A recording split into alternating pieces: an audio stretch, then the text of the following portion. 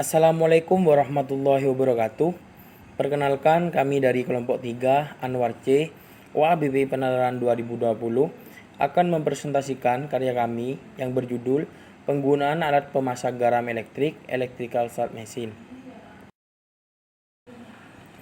Sebelumnya, perkenalkan anggota kami, Muarifuddin sebagai ketua kelompok, anggota kelompok, Agil Silva Asmarani, Antin Sumarni, Faidatul Nur Afifah, Farida Fardani, Hilmi Izzuddin, Ika Wahyu Ridiawati, Lailatul Badriyah, Aji Sutopo, Natahlia Nuraisah, Tri Bintang Satria Purnama. Ada beberapa konten yang akan kami jelaskan. 1. Revolusi 5.0, latar belakang, inovasi, sasaran kegiatan, langkah-langkah, dan yang terakhir penutup. Apa itu revolusi 5.0? Revolusi 5.0 adalah perkembangan atau suatu konsep dari masyarakat yang telah berpusat dari manusia dan berbasis teknologi. Penggunaan alat elektrik ini dilatar belakangi beberapa alasan, diantaranya masyarakat masih menggunakan kincir angin dan panas sinar matahari secara manual. Hal tersebut bertolak belakang dengan kebutuhan masyarakat akan garam yang sangat tinggi. Sehingga dengan cara yang masih tradisional ini, kebutuhan akan garam belum tercukupi.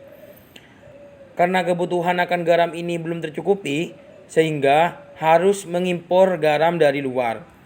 Untuk mengatasi beberapa masalah tersebut, maka diperlukan suatu alat yang mempercepat memproduksi agar kebutuhan akan garam bisa tercukupi. Pada aspek ini menggambarkan bahwasannya permasalahan yang dihadapi oleh petani garam khususnya pada Kabupaten Sampang yaitu yang pertama, masih menggunakan cara tradisional, yang kedua, bergantung pada sinar matahari, dan yang ketiga, jika hujan maka penggarukan pada tanah tidak dapat dilakukan. Artinya, mereka bergantung pada kondisi cuaca.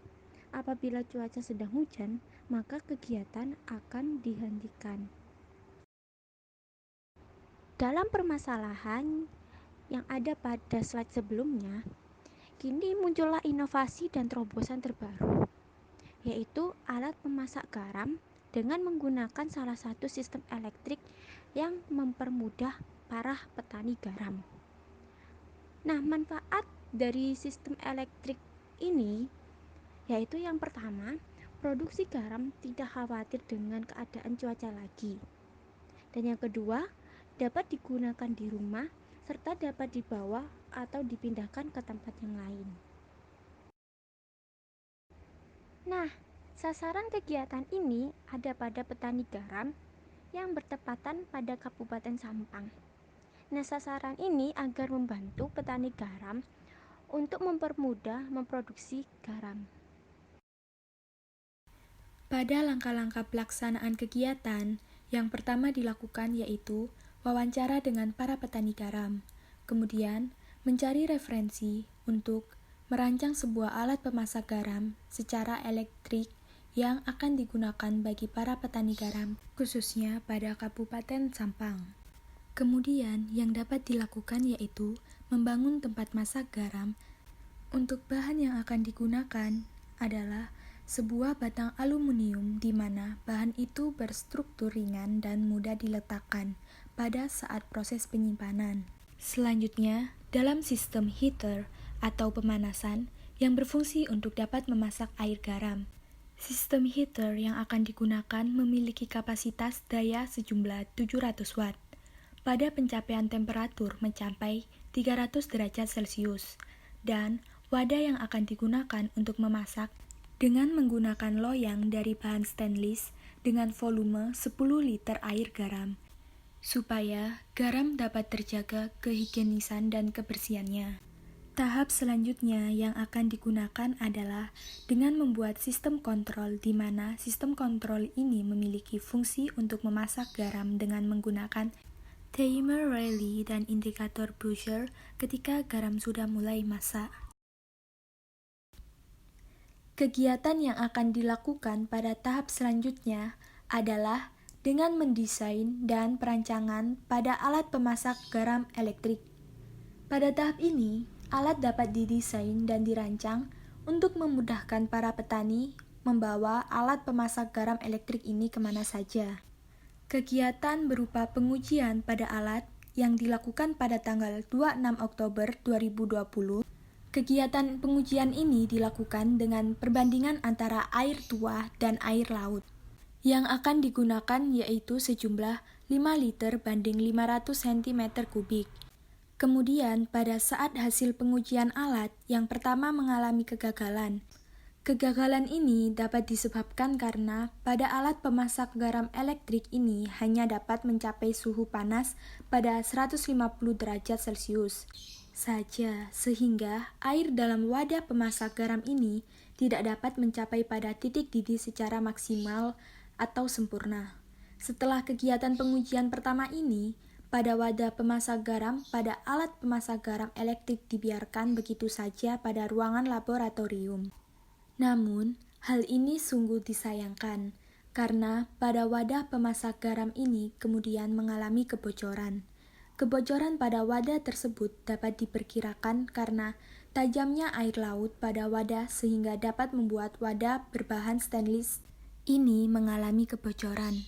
Berdasarkan pengalaman pada kegiatan pengujian alat yang pertama, oleh karena itu, selanjutnya, kami melakukan percobaan lagi dengan memasak garamnya.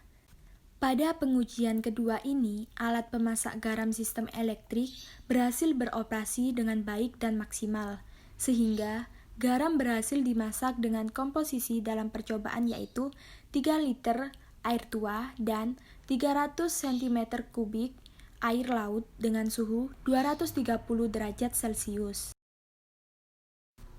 Kegiatan simulasi penggunaan alat bagi para petani garam, khususnya pada Kabupaten Sampang Mitra ini, telah dilaksanakan bertepatan pada hari Jumat, tanggal 30 Oktober 2020.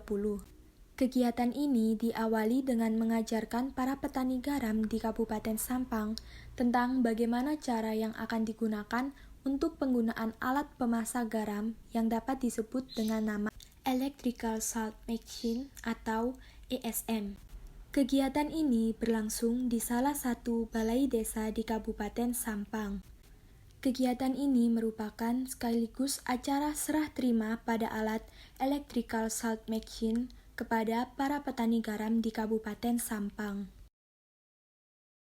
Pelaksanaan kegiatan produksi garam dengan menggunakan alat pemasak garam sistem elektrik atau dapat disebut dengan Electrical Salt Machine dapat mendorong para petani garam khususnya pada Kabupaten Sampang untuk dapat meningkatkan produksi garam dan menghemat beberapa biaya produksi yang dibutuhkan.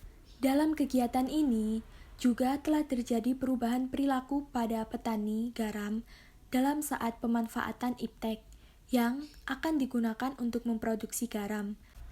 Oleh karena alat ini masih berbentuk model aslinya, maka hasil dari produksi garam tersebut dengan menggunakan alat ini masih dalam keadaan dan kriteria produksi garam untuk kualitas pada sektor rumah tangga. Oleh karena itu, perlu dilakukan program lanjutan dengan dapat membuat alat yang bisa menghasilkan garam dalam kapasitas dan jumlah yang cukup besar.